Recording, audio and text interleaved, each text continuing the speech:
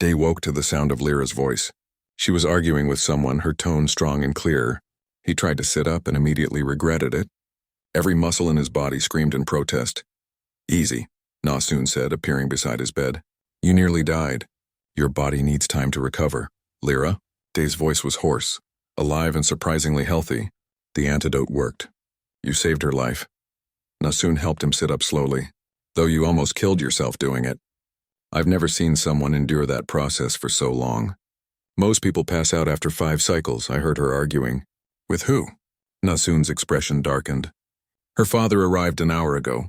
Tae-sung Ven himself with what looks like a small army. The entire district is locked down. Nobody gets in or out." Day forced himself to stand, ignoring the pain. Through the window he could see what Nasun meant. The streets were filled with soldiers in advanced combat armor, all bearing the Ven family crest. Military vehicles blocked every intersection. Overhead, gunships circled like predatory birds. "Where is she?" "Meeting room." She insisted on speaking with her father alone, but I don't trust him. "Come on." Nasun led him through the clinic. As they walked, Day heard explosions in the distance. "What's happening out there?" "Civil war, essentially. Quan Ven had his own forces waiting. When Tae-sung arrived, fighting broke out. The district is a battleground now." She opened a door. "Here." The meeting room was simple but well lit. Lyra stood near the window, her posture straight despite what she'd endured. Across from her was a Velaran man who could only be her father. Tae-sung Ven was tall and imposing, his expensive suit immaculate despite the chaos outside. His eyes were cold as he studied his daughter. "You're being unreasonable," Tae-sung was saying. "I understand you're upset about Kwan's betrayal. He will be dealt with appropriately, but this fantasy about independence is childish." "It's not a fantasy. I'm not asking for your permission, father. I'm telling you what's going to happen." Lyra's voice was calm but firm. "You're blind. You've never worked a day in your life. You have no skills, no experience, no resources. Within a week on your own, you'd be dead or kidnapped. Then let me prove you wrong. Give me 1 year. Why would I do that? Because I made it across this city while being hunted by 3 different groups. Because I survived poison that should have killed me. Because I found help in the most unlikely place and succeeded where everyone expected me to fail." Lyra turned toward the door, somehow knowing Day had entered. "Because someone believed in me when no one else did." Tae-sung's gaze shifted to Day, and it was like being studied by a predator. "Ah, the homeless boy. I heard about what you did. Carrying my daughter across the city, turning down a fortune to keep her safe, enduring torture to save her life." He stood and walked closer. "I should be grateful. Instead, I'm furious that a street rat has touched my daughter." "Father," Lyra warned. "However," Tae-sung continued, "I'm not an unreasonable man. You saved my daughter's life. That creates a debt. Name your price. Money, citizenship? A position in my organization?" "I don't want anything from you," Day said. "Everyone wants something. Not from crime lords. My family died because of gang violence. I won't profit from the same system that killed them." Tae-sung's expression flickered with something that might have been respect. "Principles. How refreshing. And foolish, but that makes this easier." He turned back to Lyra. "You want independence? Fine. I'll give you 1 year, but you get nothing from me. No money, no protection, no resources. You survive on your own or you don't survive at all." "I accept those terms," Lyra said immediately. "And when you fail, when you come crawling back because you can't handle the real world, you will return to the family estate. You will do as I say. No more rebellions. No more fantasies. You will be what I need you to be. Agreed?" Lyra hesitated only a moment. "Agreed. Then we have a deal." Tae-sung walked toward the door, then paused. He pulled something from his pocket and tossed it to Day. A credit chip. 10 million credits. Take it and disappear. Let my daughter fail on her own. Day looked at the chip in his hand. 10 million credits. More money than he'd ever see in 10 lifetimes. Enough to leave this planet. Start over somewhere better, never be hungry or cold again. He looked at Lyra. She stood straight and proud, but he could see the tension in her shoulders. She was terrified but hiding it, just like she'd hidden her fear when the mercenaries chased them, when the poison was killing her, when death seemed certain. She'd never given up. Day threw the chip back to Tae-sung. "No deal. I'm staying with her." The room went silent.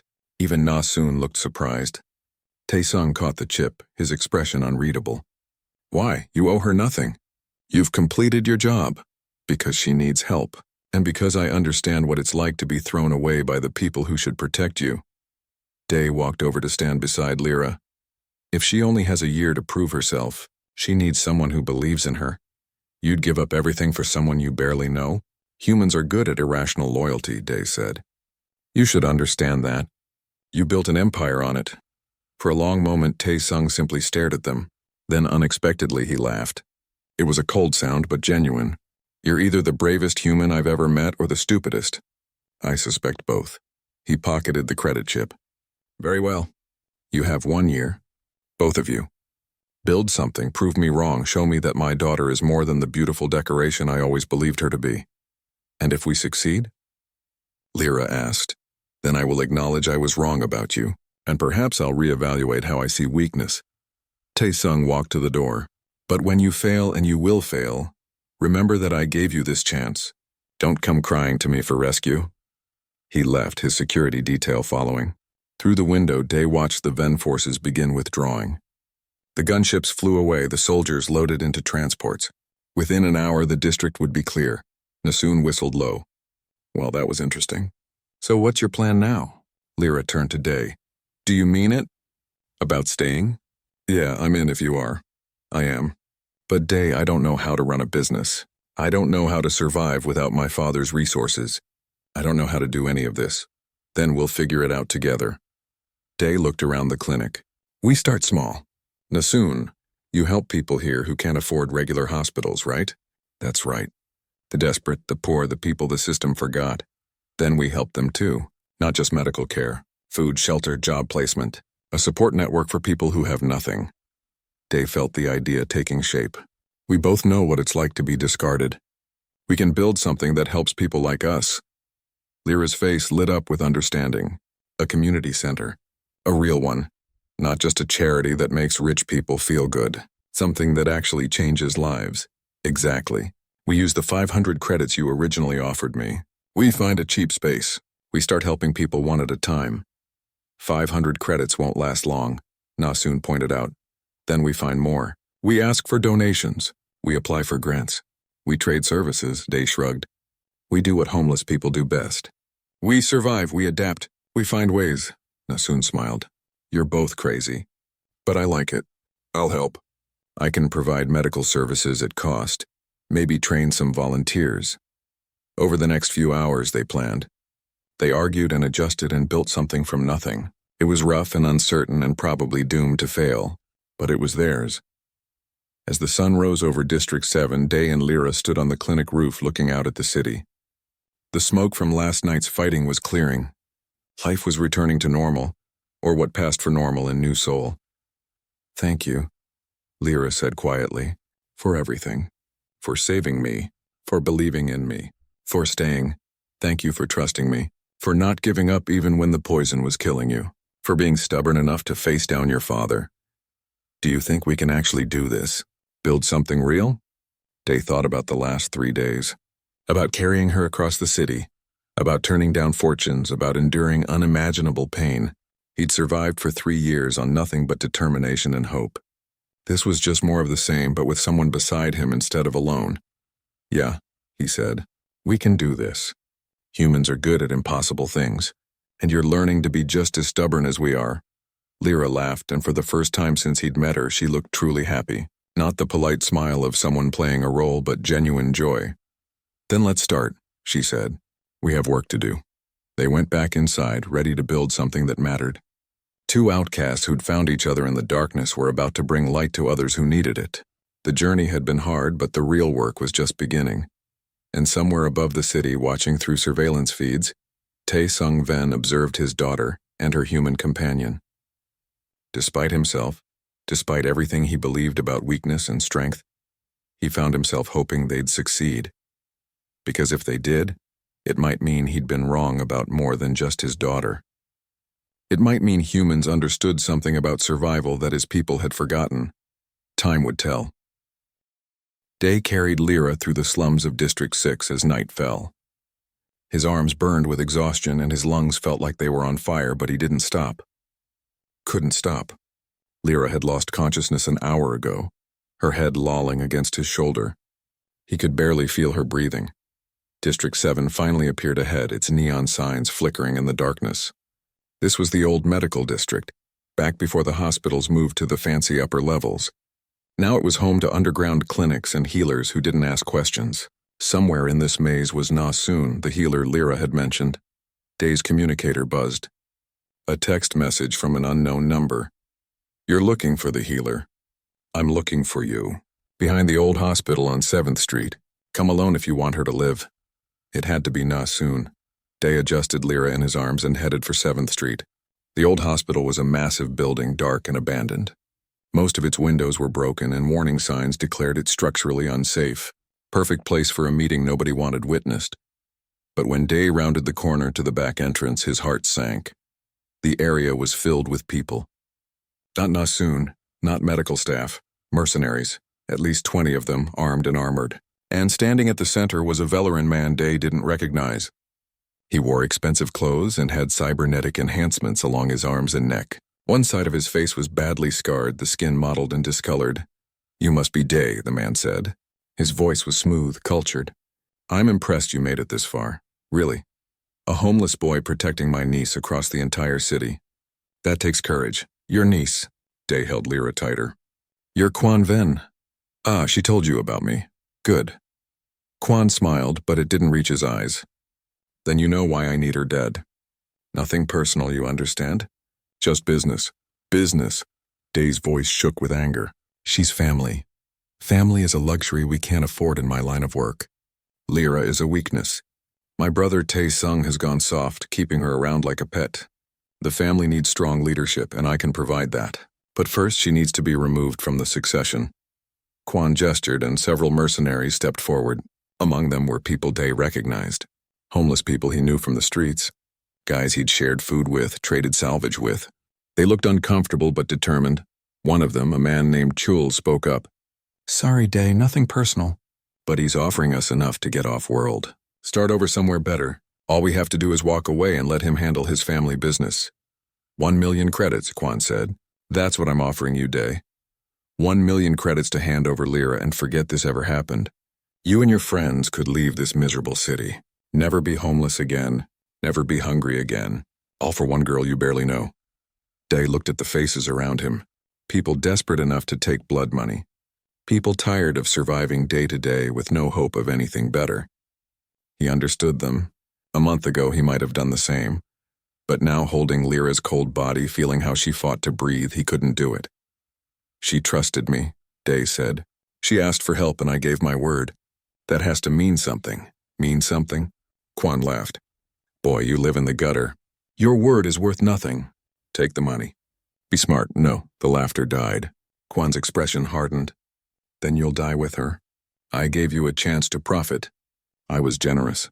But if you want to throw your life away for pride, so be it." The mercenaries raised their weapons. Dee held Lyra close, wondering if this was how it ended. He'd tried. He'd gotten her so close to District 7, so close to the healer, but it wasn't enough. Then a new voice cut through the tension. "Stand down. All of you, now." An elderly woman emerged from the shadows. She was human, small and bent with age, but she carried herself with absolute authority. Medical drones floated around her, their scanning lights sweeping across the gathered mercenaries. "Healer Nasun," Quan said, his tone respectful but annoyed. "This doesn't concern you. A dying patient concerns me very much. And you're on neutral ground.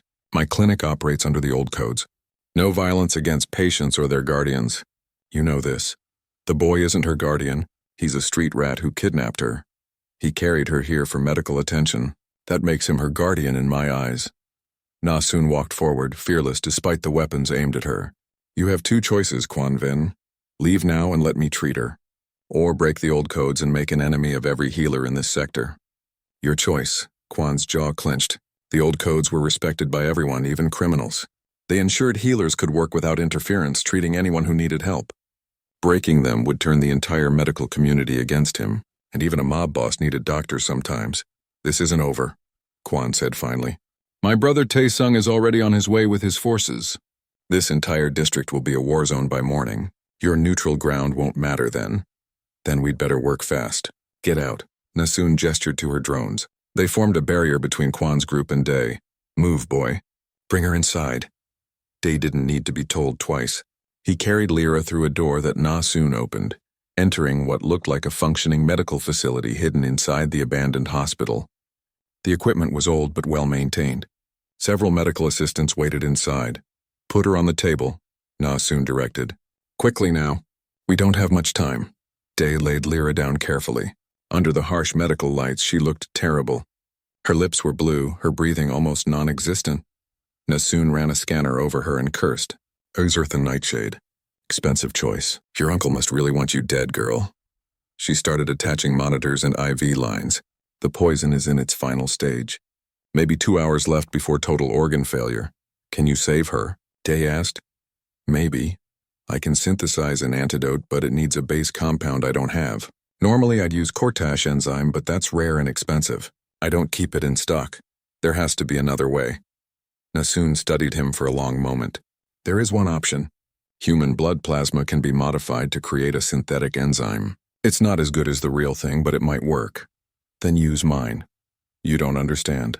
The process is agonizing. I have to filter your blood repeatedly, extracting specific proteins while keeping you conscious. It's designed for willing donors who've trained for it. For someone unprepared, the pain is... She paused. I've seen grown soldiers pass out from it. Will it save her? Probably. If you survive the process. Day looked at Lyra's pale face. He'd carried her across the city. He'd turned down a fortune to keep her safe. He'd made it this far. Do it, Nasoon nodded slowly. You're either very brave or very stupid. Possibly both. Lie down on the other table. As her assistants hooked Day up to machines, Nasoon prepared the equipment. This will take about 6 hours. Your blood will be cycled through this processor repeatedly. Each cycle will feel like fire in your veins. Most people can handle 3 or 4 cycles before they lose consciousness. I need at least 10 to extract enough enzyme. Then I'll stay conscious for 10. We'll see. The machine started. For the first few minutes, it just felt strange. Then the pain began. It started as a burning sensation in his arm where the needle was inserted, then spread through his entire body. Day gritted his teeth, refusing to cry out. The first cycle ended. Day was sweating, his hands clenched into fists. 1 down, Nasoon said. 9 to go. The second cycle was worse. The third made Day see stars. By the fourth, he was biting his lip hard enough to draw blood.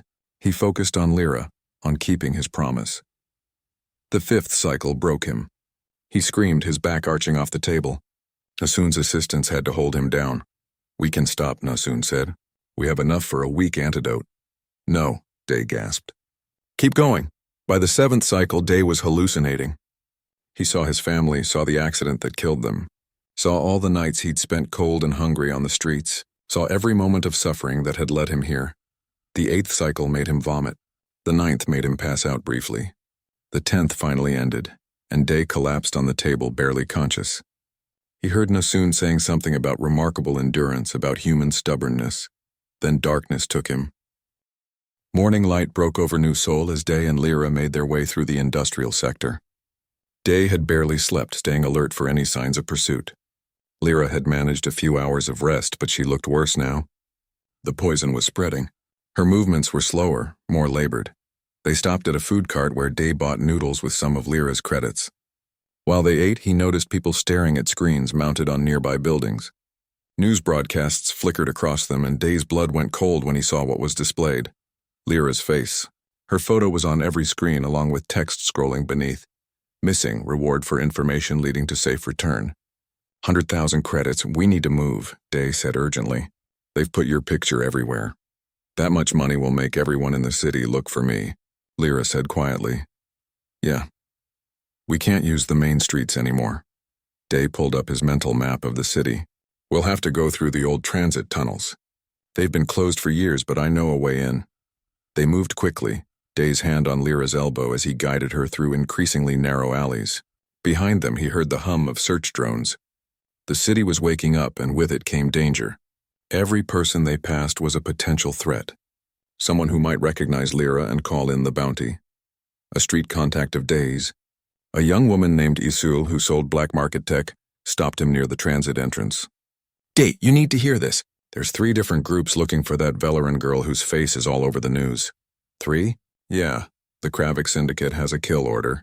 They want her dead, any condition. Then there's corporate security from Ven Industries. They're saying it's a rescue operation. And get this, there's also Velaran Royal Guard in the city. Foreign military, official diplomatic immunity. The whole deal. They're all hunting the same girl. Day felt Lyra tense beside him. Royal Guard? She whispered. That means my father sent his personal security force. Is that good or bad? Day asked. I don't know. Some of them are loyal to me, but my uncle has informants everywhere. I don't know who I can trust. Isol looked between them, her eyes widening. Wait, is she? Are you traveling with the bounty girl? Day, are you insane? How much time do we have? T asked, ignoring her question. Word is they're setting up checkpoints at every district border. You've got maybe 2 hours before the net closes completely. Isol grabbed his arm. This is serious. The Ven family doesn't play around. If they catch you with her, they'll think you kidnapped her. I didn't kidnap anyone. I'm helping her get to a healer. Does it matter? You're dead either way. Isol shook her head. Get out of the city, Day. Take a shuttle off-world. Don't get involved in this. But Day was already moving, pulling Lyra toward the transit tunnel entrance. Behind them, Isol called out, but he didn't stop. The old transit system had been built 50 years ago and abandoned when the newer, faster network went online. Now it was just a forgotten maze beneath the city, perfect for disappearing. The entrance was hidden behind a construction barrier. Day moved the panels aside and helped Lyra down a maintenance ladder. The tunnel below was dark and smelled of stale air and rust. Day turned on his flashlight and they started walking along the old tracks. How did you know about this place? Lyra asked. Homeless people know all the forgotten places, the spots nobody else wants or remembers. We live in the gaps of the city. Day kept his light low, scanning for obstacles. How are you feeling? Worse, the poison is affecting my balance now. And I'm cold all the time. We're about 8 hours from District 7. Can you make it? I have to. They walked in silence for a while, their footsteps echoing in the abandoned tunnel. Day kept checking behind them, paranoid about pursuit. The tunnel felt too exposed despite being underground. Every shadow could hide a threat. An hour into their journey, Lyra suddenly stopped. Something's wrong. What is it? There are electromagnetic signatures ahead. Strong ones. Military-grade equipment. Her head tilted, listening. 4 people. Maybe 5. They're waiting for us. Day killed his light. In the darkness, he heard it too now. The soft hum of powered armor. The click of weapons being readied. Someone had predicted their route. Someone had set a trap. Can we go back? Lyra whispered. Before Day could answer, lights blazed to life behind them. Figures in combat armor emerged from alcoves they'd passed. They'd walked right into an ambush. Lyra Ven, a voice boomed, amplified by helmet speakers. Stand down. We're here to escort you to safety. The armor bore the crest of Ven Industries, corporate security. But Day noticed how their weapons were aimed, how they moved to surround them. This didn't feel like a rescue. Don't move, Day whispered to Lyra. To the security team, he called out, She needs medical attention. She's been poisoned. We're taking her to a healer. We have medical facilities. She'll be treated once she's secured. The lead soldier stepped forward. His helmet visor reflected Day's flashlight. Step away from her, boy. This doesn't concern you. I hired him, Lyra said, her voice strong despite her obvious weakness. He's under my protection. Your father's orders supersede yours. Come with us now. Lyra's hand found Day's. She squeezed once hard. A warning. These aren't my father's men, she whispered. Their armor is wrong. My uncle must have intercepted them. Day's mind raced. They were trapped. Armed soldiers ahead and behind. No way out except through them. The soldiers started closing in, weapons ready. Then Day remembered something. This section of tunnel ran parallel to the city's main water pipe, a massive conduit that fed half of New Sol. And 3 months ago, he'd found a maintenance hatch that connected to it. When I say run, go left and down, he whispered to Lyra. Trust me. I trust you. Day pulled a flare from his pocket, something he'd lifted from emergency supplies months ago. He threw it hard at the soldiers ahead while simultaneously diving left, pulling Lyra with him. The flare exploded in brilliant red light, blinding the soldiers' night vision equipment. In the chaos, D found the hatch by feel. He yanked it open and practically shoved Lyra through. The drop was only a few feet, landing them in a maintenance corridor even narrower than the tunnel. Weapons fire sparked off the walls above them as Day slammed the hatch shut. Go, go, go. He pushed Lyra forward. She ran, one hand on the wall for guidance, moving faster than he thought possible for someone blind and poisoned. Behind them, he heard the hatch being forced open. The maintenance corridor twisted and turned. Day had only been here once before, but he remembered enough. It connected to an old pump station that opened near District 6. If they could reach it, they'd be close to District 7. So close. They emerged from the pump station into harsh daylight. Day blinked, disoriented. They were in a plaza he didn't recognize. People everywhere, the afternoon crowd. And standing at the far end of the plaza were more soldiers. These wore different armor, sleeker and marked with the royal crest of the Velaran homeworld, the Royal Guard. Lyra Ven, one called out in a voice that carried authority. We've been sent by your father to bring you home safely. Please cooperate, and if I refuse, Lyra called back, then we are authorized to use necessary force for your own protection. Day felt the net closing. Corporate security behind them, Royal Guard ahead. Crowds all around that could turn hostile for 100,000 credits, and Lyra was fading, her weight leaning more heavily against him. How much farther? She asked quietly. District 7 is 2 kilometers north. We'd have to cross through the central plaza. Can we make it? Day looked at her pale face, saw the determination there despite the pain. This girl who'd been kept locked away, treated as decoration, was fighting harder than anyone he'd ever seen. She deserved better than to be dragged back to her cage. Yeah, he said. We can make it. But we have to move now, before they coordinate. Then let's move. Day grabbed her hand and ran, not toward the Royal Guard or back toward corporate security, but sideways into the crowd. People shouted as they pushed through. Someone grabbed at Day's jacket, but he twisted free. Behind them, both security forces gave chase. They ran through the market, knocking over stalls. They ran through a transport station, jumping turnstiles. They ran through alleys and across rooftops where Day had to guide Lyra's every step. And somehow, impossibly, they stayed ahead. But Lyra was failing. Day could feel it in how her steps faltered, how her breathing became ragged. The poison was winning. They needed to reach District 7 soon or nothing else would matter. As the sun began to set, they stumbled into the slums at the edge of District 6. One more district to cross. Just one more, I can't, Lyra gasped. She collapsed against a wall, her legs giving out. I can't run anymore, Day knelt beside her. Her skin was ice cold now, her pulse weak. The poison was in its final stages. They had maybe hours left, then I'll carry you, he said. The maintenance tunnels were a maze of darkness and dripping pipes. Day led the way with his small flashlight, the beam barely cutting through the gloom. Behind him, Lyra moved with surprising confidence for someone who couldn't see. Her hand rested lightly on his shoulder, and she matched his pace without stumbling. How do you do that?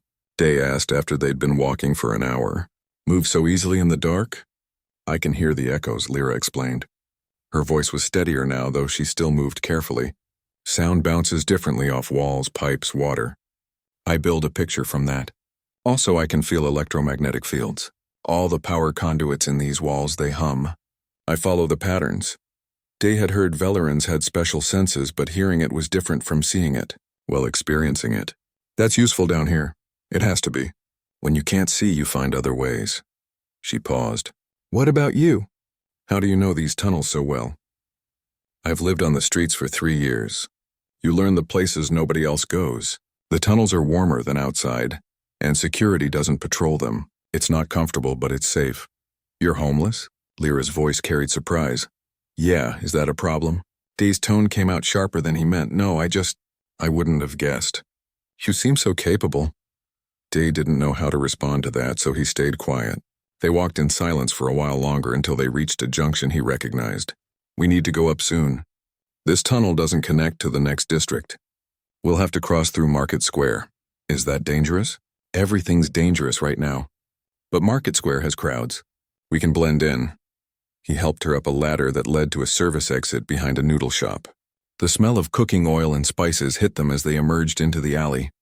The market was starting to wake up despite the early hour. Vendors were setting up stalls, rolling out awnings and arguing over the best spots.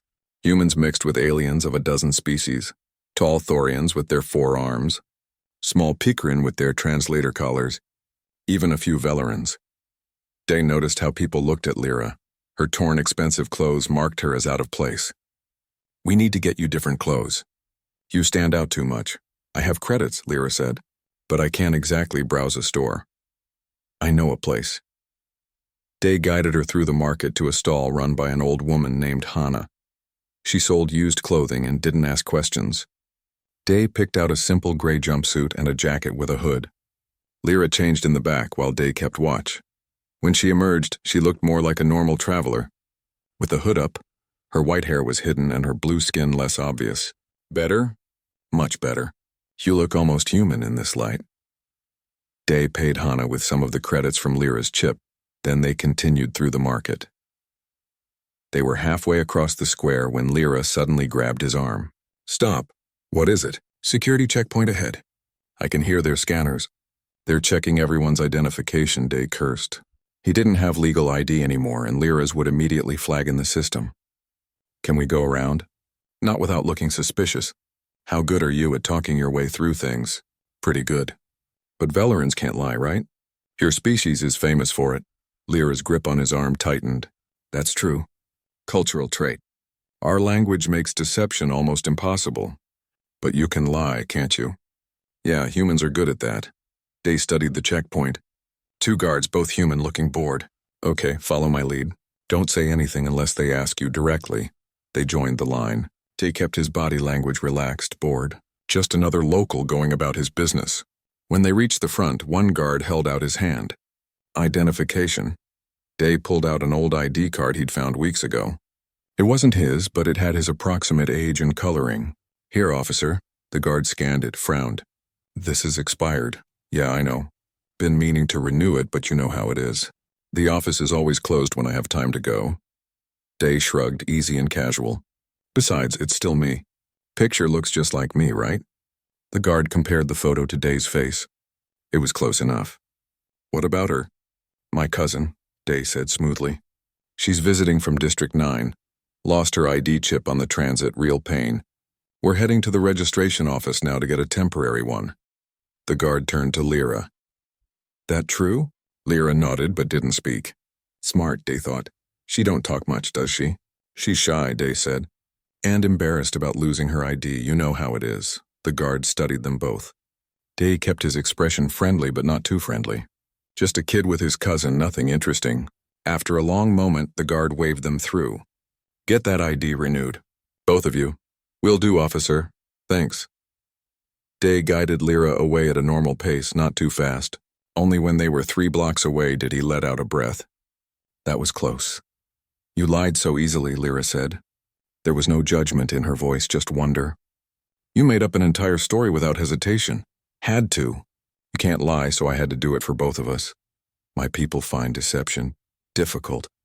We value truth above almost everything. But I'm starting to see why humans value flexibility. She was quiet for a moment. Thank you. For protecting me. They made good progress for the next few hours. Day led them through residential areas where he knew the security was lighter. Lyra kept up well, though he noticed she was tiring. Her breathing was getting heavier and she stumbled occasionally. We should rest, he said, spotting an abandoned building he recognized. Just for a bit. Inside, they found a room on the 2nd floor with intact windows. Day helped Lyra sit down against the wall. She looked exhausted, her blue skin even paler than before. How much time do we have left? He asked. Maybe 36 hours. I can feel the poison working. It's like ice spreading through my veins. She touched her chest. It's a very expensive poison. Zerthan nightshade. Only people with serious resources can get it. Who would poison you? Lyra was silent for a long time. Finally, she spoke. I need to tell you something. My full name is Lyra Ven. Does that mean anything to you? Day shook his head. Should it? Most people in the galaxy know that name. My father is Tae-Sung Ven. He runs Ven Industries. The shipping company. That's the cover. Really? It's the largest crime syndicate in 3 sectors. My father controls smuggling, extortion, illegal weapons trade. He's essentially a mob boss. Day stared at her. The pieces fell into place. The expensive clothes, the high-grade credit chip, the professional assassins. You're a mob boss's daughter. Yes, and I think my uncle is trying to kill me. He wants to take over the family business and I'm in the way. Day stood up abruptly and walked to the window. His family had died because of gang violence. 3 years of suffering because criminals couldn't solve their problems without destroying innocent lives. And now he was helping one of them? I know what you're thinking, Lyra said quietly. I know my family has hurt people, but I've never been part of it. My father keeps me locked away because I'm blind. He says I'm too weak, too vulnerable. I'm just decoration, a beautiful shame. Then why kill you? Because I'm still the heir. Even if my father doesn't think I can lead, his will names me as successor. My uncle can't take over while I'm alive. She pulled her knees to her chest. I was trying to run away when the poison hit me. I wanted to escape, to be something other than a mob princess locked in a tower. Day didn't say anything. He watched the street below, thinking. He could walk away now. Leave her here with the credits she'd already given him. It would be the smart thing to do. But he'd seen the fear in her voice. The loneliness. She was trapped by her family, just like he'd been trapped by the system. Different prisons maybe, but prisons all the same. How far to District 7? Lyra asked. If we keep moving, we can get there by tomorrow night, maybe. Will you still take me? Day turned from the window. Yeah, I started this job, I'll finish it. But after I get you to the healer, we're done. I don't want anything to do with your family. I understand. Lyra's relief was obvious. Thank you, Day, really. Don't thank me yet.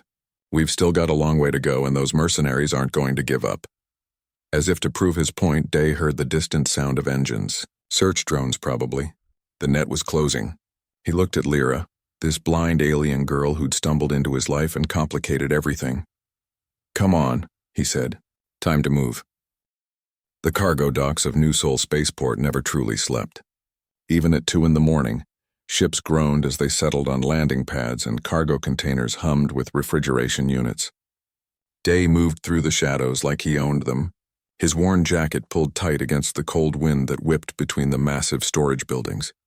He was 17, though life on the streets had aged him in ways that didn't show on his face. 3 years ago, a transport accident had taken his family. 3 years ago, the system had chewed him up and spit him out. Now he survived by knowing things other people didn't, like which docks had loose cargo, which guards could be bribed with cheap alcohol, and which alleys led to the warm steam vents where a person could sleep without freezing. Tonight, Day was looking for salvage. The afternoon shift had been messy. He'd watched a Thorian cargo crew drop a container from their loader.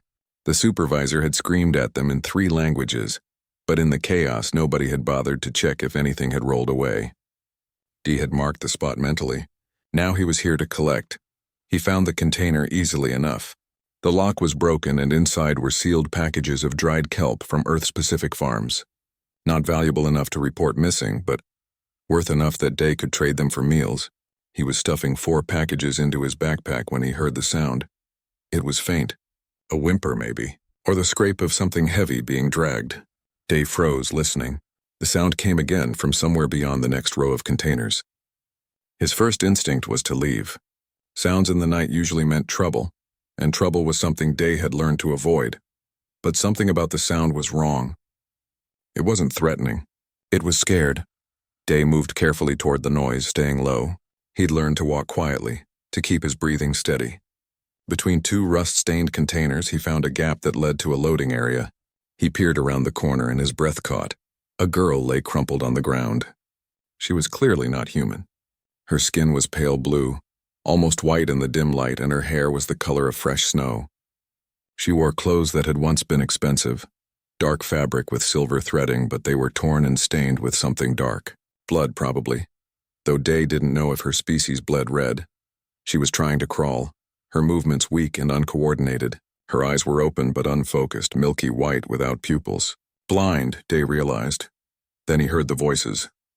Check Sector 7. She couldn't have gone far. The voice was rough, speaking in heavily accented standard. Day recognized the accent. Kravik mercenaries. Bad news, the boss wants this clean. No witnesses, no trail. Another voice, closer. She's probably already dead from the poison. We just need to confirm the body. Day's mind raced. Every survival instinct screamed at him to run. Kravik mercenaries didn't leave witnesses. Getting involved meant painting a target on his back. But as he watched, the girl turned her head toward him. Those blind eyes couldn't see him, but somehow she knew he was there. Please, she whispered. Her voice was raw with pain. Help me, Day cursed under his breath. He was going to regret this. He moved fast, grabbing her arm and pulling it over his shoulders. She was lighter than he expected, her bones delicate. He half-carried, half-dragged her toward the maintenance tunnel entrance he'd spotted earlier. It was 20 meters away. The voices were getting closer. What was that? "Over there!" Day ran. The girl gasped but didn't cry out. Her free hand clutched his jacket. Behind them, he heard boots pounding on concrete. A weapon discharged the sharp crack of an energy bolt.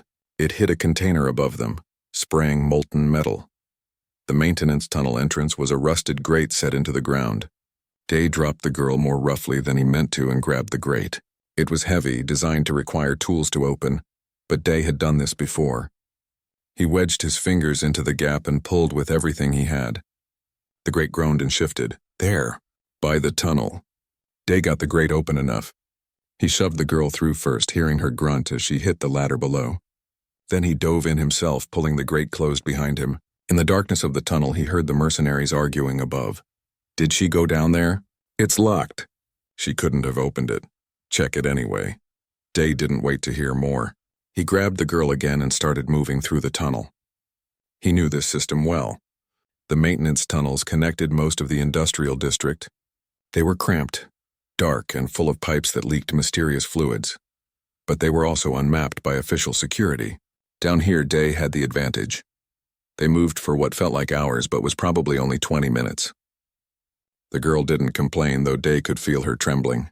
Finally, he found one of his safe spots. A junction where an old water pipe had burst years ago, creating a small dry chamber behind a false wall of plastic sheeting.